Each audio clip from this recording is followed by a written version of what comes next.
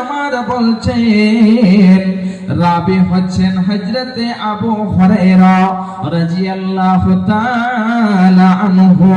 তিনি বলছেন, বিশ্ব নবী আমার বলছেন, উকিদা আলফা সানাতিন হাত্তা ইহমারাত সুম্মা উকিদা আলাইহা আলফা সানাতিন হাত্তা আবিয়াজাত। বিশ্ব নবী বলছেন, জাহান্নামকে 1000 বছর ধরে জ্বালানো হলো। 1000 বছর ধরে জাহান্নামকে জ্বালাতে জ্বালাতে জ্বালাতে জ্বালাতে আগুন খানা লাল হয়ে গেল।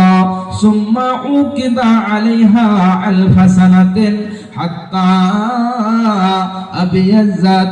আবার যেন 1000 বছর ধরে জ্বালানো হলো।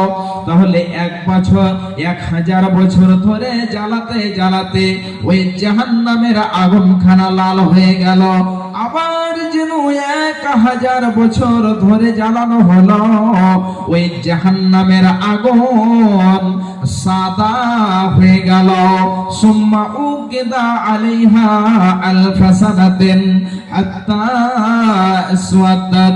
বিশ্বনবী বলছেন যে আবার যেন ওই জাহান্নামের আগুন খানা 1000 বছর ধরে জ্বালানো হলো, ওই জাহান্নামের আগুন কালো হয়ে গেল।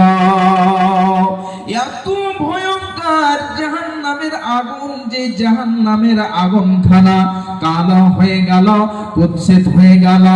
এমন জাহান্নামের আগুন কালো কুৎসিত রয়েছে, যদি কেউ পাশে থাকে তাহলে তাকে চিনতে পারা যাবে না, তাকে দেখতে পারা যাবে না। তাহলে এই জাহান্নামের আগুন কত ভয়ঙ্কর।